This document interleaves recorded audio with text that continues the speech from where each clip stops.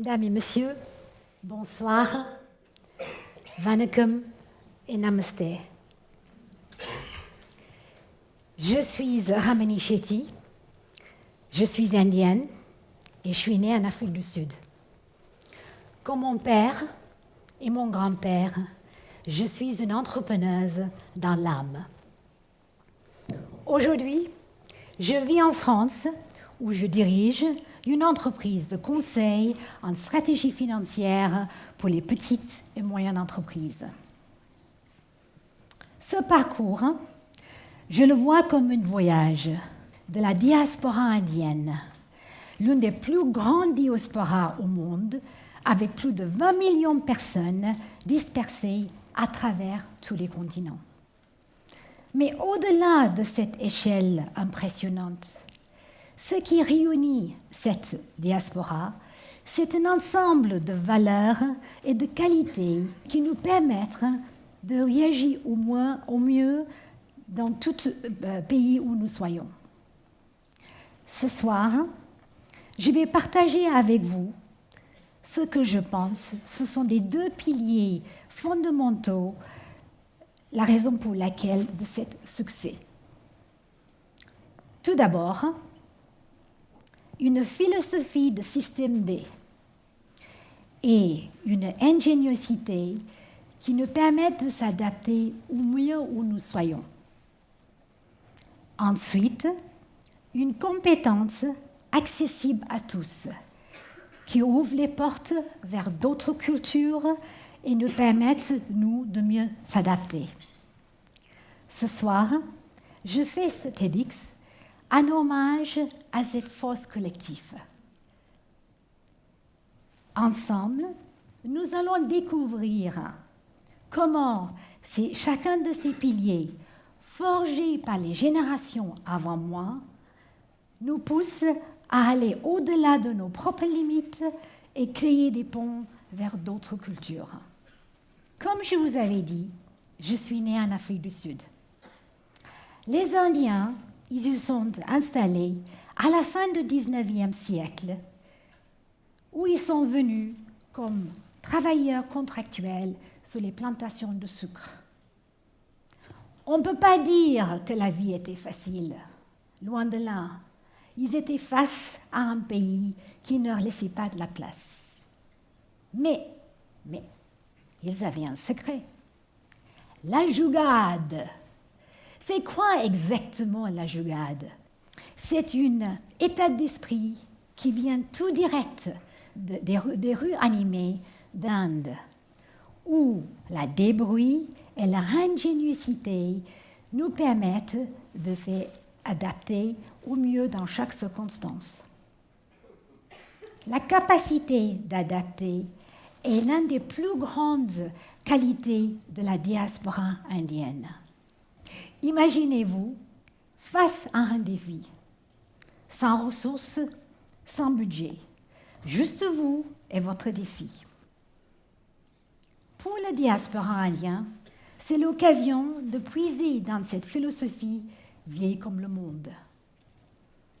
C'est la créativité individuelle et ses capacités de tirer parti de ces contraintes qui lui fait avancer. C'est l'art de faire avec le moyen du bord, de croire dans les solutions, même si elles ne le sont pas parfaites. La jugade, c'est d'être flexible, savoir s'adapter, rester simple et surtout efficace. C'est une approche qui est motivée par la nécessité. Pourquoi attendre que tout soit parfait avant de vous lancer? Et si je vous disais, messieurs, mesdames, vous aussi, vous pouvez penser dans la même manière. Pourquoi chercher la perfection avant de vous lancer? En effet, je pense que chacun doit s'adapter, car chaque problème présente une opportunité de s'innover. C'est vraiment une opportunité cachée où on peut s'innover. Adaptez-vous à votre manière. Et pourquoi je vous dis ça? Parce que je suis convaincue dans chacun de vous et de chacun de nous là-dedans, c'est là où il y a le pouvoir de la jugade. Parce que vous aussi, vous en avez en vous. Et donc, ce que je vous propose, c'est de oser, d'agir et devenir quoi? Un jugado. Les Indiens,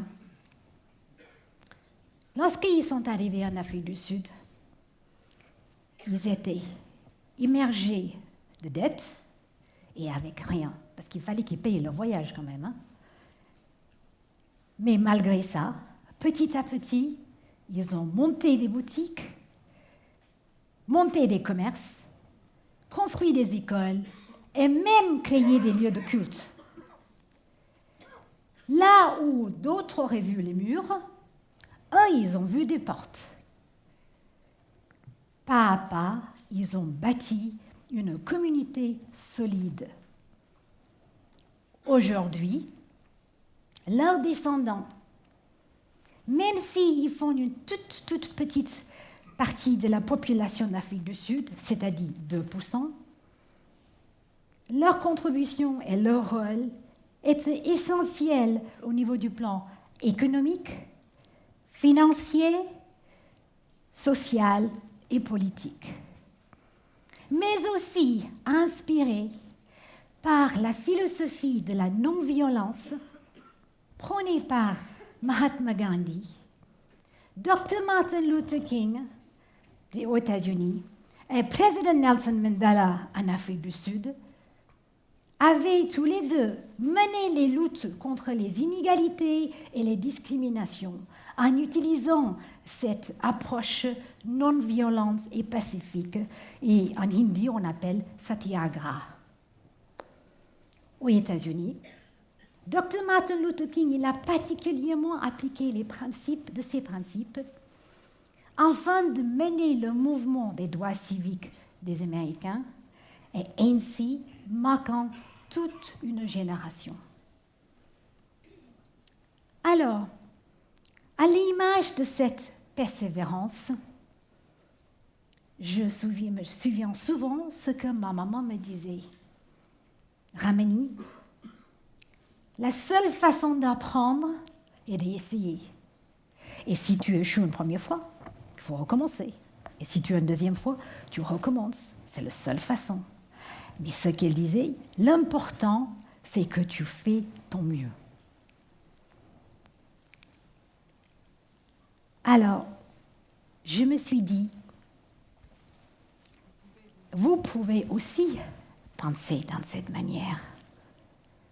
Et je pense, si vous pensez de cette manière, et comme notre collègue avait dit tout à l'heure, réfléchis outside the box, ça vous amène vers le chemin de la jugade. Maintenant, je vais vous demander de tourner vers et d'imaginer un monde sans la barrière de la langue. Mais un monde où les langues nous amènent vers d'autres cultures. Pour beaucoup d'entre nous, le multilinguisme est un atout essentiel pour la diaspora indienne. J'ai grandi entourée par le tamoul et l'anglais à la maison, afrikaans et l'anglais à l'école, et l'hindi et le tswana dans les rues. Et vous savez, parfois, ça fait des sacrés mélanges et une gymnastique intellectuelle effrayante. En Inde, avec ses 22 langues officielles et les milliers de dialectes, nous grandissons dans une diversité linguistique qui rend l'apprentissage, encore en deuxième ou en troisième langue, moins intimidante. Alors, lorsque je suis arrivée en France il y a un peu plus de 30 ans, j'ai su prononcer 3 mots. À votre avis, c'était lesquels? Bonjour, oui. Je t'aime, non, pas encore, c'était pas encore, oui. Quelqu'un d'autre? Merci, oui. Et au revoir, génial, vous avez gagné. Mais je me suis vite rendu compte, je me suis vite dit, alors Amélie, il va falloir que tu apprennes le français, parce qu'il n'y en avait pas énormément de monde dans mon entourage qui parlait anglais. Alors, messieurs, mesdames, je suis devant vous ce soir. Et lorsque les organisateurs m'avaient dit, j'avais envie de faire la présentation en anglais, très honnêtement, hein, et ils m'ont dit, ce sera mieux si tu le fais en français. Et je me dis, bon voilà, j'ai accepté le challenge. Donc, je vous dis que je suis là devant vous ce soir. Je vous fais cette présentation avec mon accent que je n'ai pas perdu depuis 30 ans. Et ça reste un sacré challenge pour moi.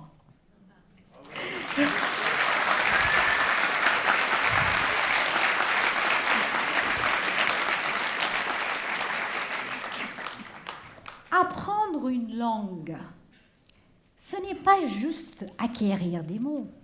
Non, loin de là. C'est de le comprendre, c'est de l'accepter, de l'apprécier et l'adopter, la culture. Apprendre la langue de l'autre, c'est un avantage cognitif. Ça vous permet de vous connecter et intégrer. Alors, parlons-nous de cette fameuse langue de Shakespeare, de Beatles et d'Harry Potter quand même. Mais c'est également la langue de l'éducation, c'est la clé de l'éducation et la clé du business. Pour beaucoup d'entre nous, et quand je dis nous, je parle, les Indiens, c'est une deuxième langue. Et on le sait, quel outil de puissance elle peut être, l'anglais. Alors, voyons quelques exemples de grandes entreprises, Microsoft, Google, IBM, Adobe, Starbucks, Walmart, et guess what? Chanel. Qu'est-ce qu'ils ont tous en commun? Ils sont tous dirigés par quelqu'un issu de la diaspora indienne. Là, je vous avais surpris, hein? Vous en attendez pas pour Chanel. Hein? Ben oui, c'est une entreprise dirigée par une femme indienne, donc issue de la diaspora indienne. C'est pour ça, messieurs, mesdames, j'ai du mal à comprendre pourquoi nous ne mettons pas avantage de valeur et de l'apprentissage de la langue dans notre pays. Parce que, soyons clairs, ça reste quand même un puissant outil d'intégration. Oui ou non? Eh oui. Alors, je souhaite terminer ce soir avec une petite anecdote un peu plus personnelle. Dans nos familles indiennes, l'éducation dépasse les murs de l'école.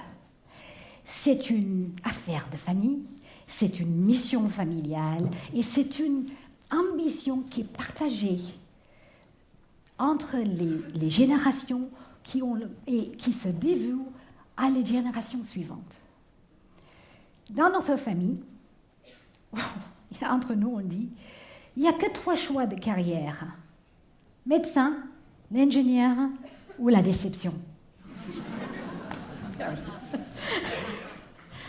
Alors, blague à part, l'éducation est considérée comme un moyen d'avoir une meilleure vie et également c'est la voie du succès. Nos parents, et ceux avant eux, ont souvent mis de côté leurs propres besoins pour ouvrir les portes, pour nous aider et nous montrer les chemins.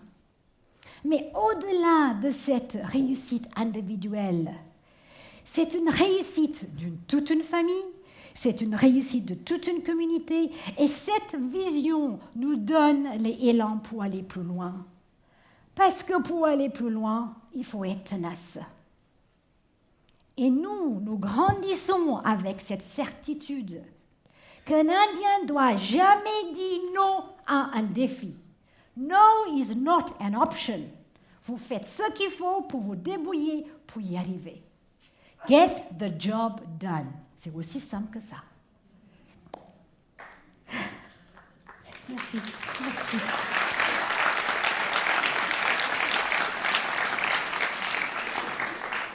Et pourtant, cette résilience, bien que personnelle, elle se nourrit sur quelque chose bien plus fort. Et on a entendu un petit peu ce soir dans les précédents speakers, mais c'est quelque chose de bien beaucoup, beaucoup plus fort. Et ça sent fort dans les familles indiennes. C'est la famille et le soutien de la famille. La famille, elle est l'ancrage et c'est la promesse de soutien. Et je me souviens, lorsque j'ai dit à ma famille, j'ai envie de venir vivre en Europe. Ma maman m'avait dit, Ramani, ta chambre, ce sera toujours là, quoi qu'il arrive. Ces douces mots et ces promesses m'avaient donné l'envie et le désir, et ça m'a permis de faire mon chemin et suivre mon rêve, ce qui était vraiment important pour moi, de suivre mon rêve, et finalement, savais que j'avais ma famille derrière moi. Ce soir, messieurs, mesdames, je fais ce TEDx pour honorer ma famille et toutes les personnes qui étaient autour de moi, qui m'ont tant donné et qui m'ont tant aidé. Et également pour cette force collective indienne ou l'autre, car mon histoire est également la sienne. Je vous remercie et je dis Mikanandri.